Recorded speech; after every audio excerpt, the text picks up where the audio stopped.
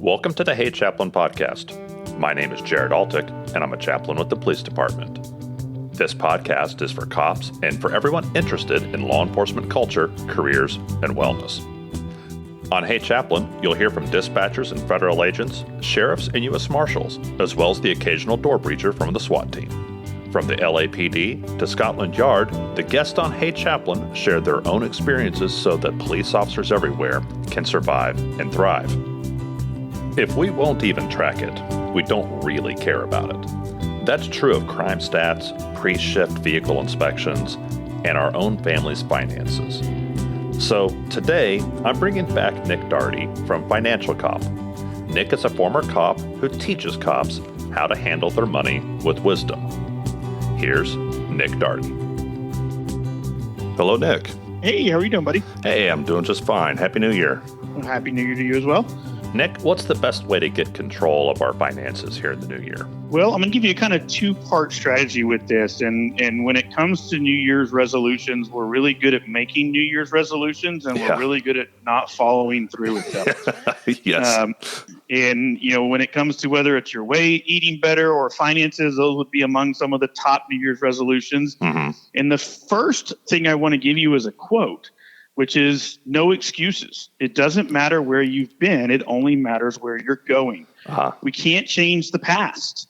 And we've all done stupid stuff with money. We've all not worked out when we needed to. We've all not eat well. Let's stop making excuses and let's start to win in the future. Because remember, an excuse is nothing but a skin of a lie wrapped with a reason. And so let's start anew. So money. What are the things that you can really start to do to change to make the biggest impact in the New Year's? Well, it surrounds that dreaded B word that you heard me on the last podcast talk about, the dreaded budget. And everybody hates it, or at least they think they hate it, right? It's funny. I can't tell you how many people we've helped get through a budget that come back and go, this wasn't what I thought it was. Most people think a budget is restricting, and a budget actually is not telling you what you can't spend your money on. It's telling you what you can spend your money on without the guilt associated with it. Right. And so we've got to get on a budget. For my law enforcement, we talk about the SWAT rate aspect of things. A SWAT team does an ops plan before they leave. Where are they going? What's the nearest hospital? Who's my dispatcher on the channel? What's my stack order? Well, it's January 1-ish, we're close, and it's time to start doing that ops plan. What do we think we're going to spend for the month of January? Yeah. And if you want to cheat a little bit and start to go, what do we think our budget's going to look like for the entire year? I actually do a full year budget to kind of give a snapshot of what we think is going to happen. And as we're starting to work through this, we've got to create that habit. What keeps us from exercising on a regular basis? We don't create the habit. We give ourselves an excuse for not doing it one day, and then it turns into 2 days. Well, we've got to stay consistent with the budget throughout the month. In other words, we have to debrief just like a SWAT team does. We've got to start to talk about what's going good with the budget, what's going bad with the budget. And then after the month, we've got to do our formal after action. Did everything we think was going to happen go according to plan? Or do we need to adjust things for February, because February is going to be different than January? Yeah. And I'm going to give you a little tidbit of advice when it comes to the January budget. January is kind of a double-edged sword. It is a trap month for the first of the year, because we are going to have 5 weekends in the month of January. And most of us do grocery shopping once a week on a weekend. And so take that into consideration. We just got done with this massive cold Arctic bomb that hit us during Christmas, and our electricity and our heating bill is probably going to be a little bit higher. So start to look at some of those things and start to prepare for them. Yeah, and so you have to have a plan. But how often are you, when you're guiding a cop through a budget, how often is denial part of the thing? Like an emotional, like I don't want to look at how I've spent my money this last year? Yeah, I see a lot of denial. I tell you what, I see a lot of the excuses given of, we just don't make enough money, or I didn't get enough overtime. And I always tell people that, first and foremost, if you're struggling with money, money is not the problem. Money is a symptom of the problem. Yeah. The problem is you. And that's kind of good and it's kind of bad. Yeah, I'm sure that's a popular message. Yeah.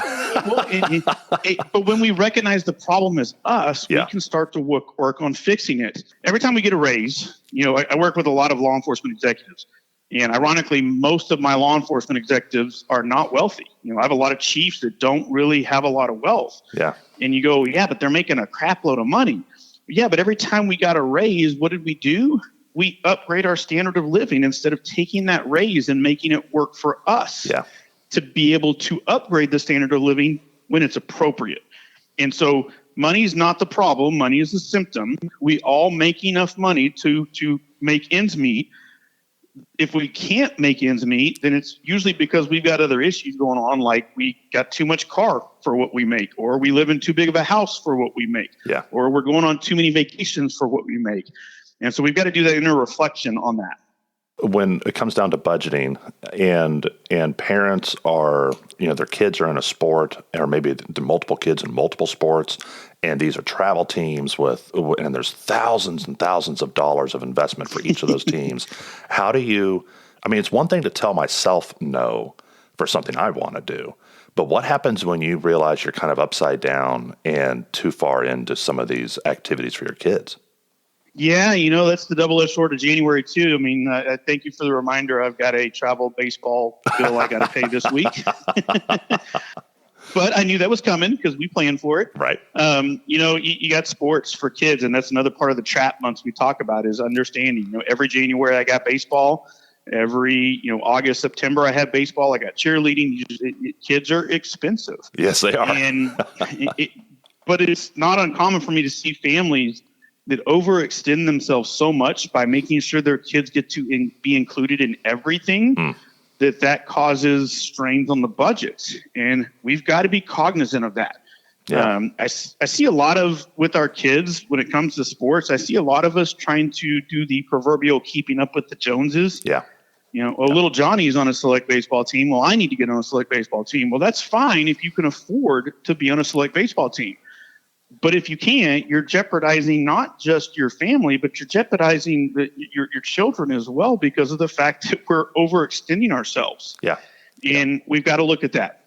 And it's not a fun subject. It's an emotional tug because it's kids, but we can't have our kids doing all these extracurricular activities unless we can afford to allow them to do that in a manner that doesn't harm our finances. Because if our finances are not healthy at home, and we got kids, we're talking about marriages now. Yeah.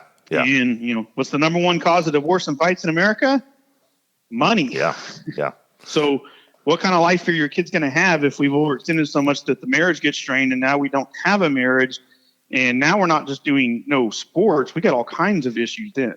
What happens if one spouse is okay with a budget meeting, but the other spouse is resistant or reluctant? Is there a way to navigate that? Usually if one spouse is having a lot of pushback, it's usually because of the way in which the other spouse is talking to that specific spouse. Every family usually has two dynamics. In my family, my name's Nick. I'm the nerd. I love budgeting. Carrie is my free spirit. Right. She hates talking about the budget. Now, on the flip side, I'm the spender in the family, and Carrie's my natural saver. And so we have to establish that line of communication. She knows that I want to track things. And I give an example now. When we talk about budgets with spouses, most of my cops have been through or heard of one of the most phenomenal training classes they'll ever go through called verbal judo. Yeah. Your mouth will talk you out of more fights than your fist will. Mm-hmm. And I'll give you a good example. If I see Carrie bought a bunch of stuff on Amazon, who knows what in the world is in the Amazon box? So if I get home tonight and I walk into the living room and I'm like, what'd you get on Amazon now?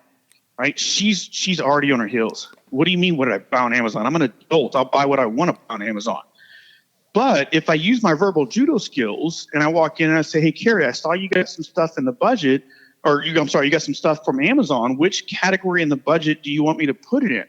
Well, she knows I'm a natural. I want to track this stuff. So to her, she knows I'm not criticizing her about spending money on Amazon. I just want to know where it goes. And so she goes, well, I got some clothes for the kids. Okay, cool. I'll go put it in the clothing budget. So if I go back to the clothing budget, and we said we were going to spend $150 on clothes this month, and she just spent $200. Well, if I walk back into the living room and I'm like, what the heck are you doing, Carrie? We said $150. What are you spending $200 on clothes for? Well, once again, the fight has not only started, but I've also set that expectation that she doesn't have permission to be honest with me about the budget because it's a fight. Yeah. And so instead, I walk back in the living room and I go, hey, Carrie, what we thought we were going to spend on clothes this month was about $150. We're sitting at about $200. Can you come back here to the office with me? Just, I want to help you. Do you want me to pull $50 maybe from savings or restaurants? And, by the way, what happened? No, Zach came home and his pants were, looked like, capri pants. Okay. Well, now I know the why. Right. But we're also going to work through this together. And so now it's not a confrontational. Right. For most couples, if you walk in and you're like, what's this charge? It's automatically defensive. Well, Carrie knows that if I walk in and say, hey, what's this charge from? She knows it's not confrontational. She knows it's just the tracker and me wanting to know where it's at. And if it does cause a problem in the budget, she knows that we have the open dialogue to communicate about how to fix it together and not make it a fight. Yeah, and a cop has to be careful not to go into cop mode and start talking to your spouse as if this is someone you're about to arrest. And so that's a challenge too. Let me ask about the budget meeting. So you have to have honesty and transparency and good communication with husband and wife, with spouses to build a budget. At what age might you bring a kid into that conversation? Do you just never bring the children in? Would a teenager get to sit in and learn or even add input? What do you think about that? My 11-year-old, we have discussions with Zach all the time about money and budgets. Okay. He knows that about the electricity bill. He knows about cost. We actually have him on a money system right now where he gets. We don't give our kids allowances. We pay our kids commissions, and they get certain jobs that they can earn a commission. And it's funny. My wife sent me a picture yesterday of the windows, and she's like, "My window washer didn't show up today." And I'm like, "I didn't know you had someone coming to wash the windows." And she goes, "I didn't." I go, "Well, then who didn't show up?" She goes, "Your son." I go, "What do you mean?" She goes, "Well, I offered to pay him $20 to clean the windows, and he decided he wanted to go play with friends, and he got home and he was all mad because I didn't wait for him." And so I talked to him, and he's like, "Daddy, I was going to do it." I'm like, "Well, sometimes if you don't show up for your job, you don't get paid." Yeah.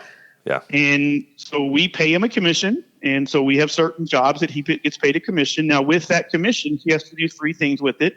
Part of it goes into savings, and we want to know what you're saving for, usually a video game. And part of it goes into spending. What are you going to spend it? Maybe he uses it to buy, an extra dessert at lunch for at the week during the school. Mm-hmm. And part of it has to go to giving. What are you going to give charity-wise to? And so we have those discussions all the time. Now, Kylie is 7. We're starting to introduce her to some of this stuff. She doesn't quite comprehend the money. Sure, but that'll come with time. Yeah, right. but we're introducing these things to them now. So that way, when they get older, they know that money just doesn't get handed to you. You have to earn it. You've got to work to earn a commission. That's fantastic.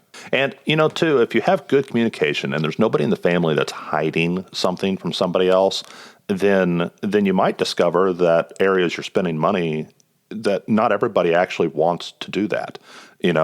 Sometimes we do things as a family because we assume, well, our kids really want this, but I've never actually asked them if they want this. I just assume that they did. And so we can solve some problems just by communicating better. Yep. You talk about sports. I can't tell you how many kids that we see in the sports world in these competitive leagues that it's like you dig down to it, and sometimes the kid doesn't really want to play the sport. It's the parent that wants them to play it, and we're spending a bunch of money just for that. Yeah, driving yourself toward money problems and marriage problems to do something the kid doesn't want to do in the first place. Yeah. Or the kid might be happier doing an alternative activity that might cost less money or require less travel, et cetera, et cetera. Yep. Yeah. Absolutely. All right, Nick, this is fantastic. Thank you so much. If people want to find out more information, where's the best place to find you? So our website would be the best place. It's financialcop.com. You can also follow us on Facebook and Twitter at Financial Cop. We put all kinds of blogs out with those things, so happy to help in any way, but those are the best places to find us. Fantastic. Thank you so much, Nick. I really appreciate Nick dropping in to do this interview. And remember, if you want to take charge of your finances, today is the best day to get started. The views expressed here are the personal views of the hosts and our guest and do not necessarily represent the views of any law enforcement agency or its components. And here's the financial disclaimer. The views expressed by the host and the guest are for informational purposes only and in no event should be construed as an offer to buy or to sell securities. Opinions expressed are subject to change without notice and do not take into account the particular investment objectives, financial situation, or needs of an individual investor. Neither Financial Cop, IFP Advisors LLC, IFP Securities LLC, DBA Independent Financial Partners IFP, nor their affiliates offer tax or legal advice. Interested parties are strongly encouraged to seek advice from qualified tax and or legal experts regarding the best options for your particular circumstances. Investment advice offered through IFP Advisors LLC, DBA Independent Financial Partners IFP, a registered investment advisor. IFP is not affiliated with Serve and Protect Financial Texas and Financial Cop. Phew. Please go find Hey Chaplain on Facebook and Twitter, and if you would, please share this episode with a cop or someone who loves a cop. Thank you for listening to Hey Chaplain, and as always, pray for peace in our city.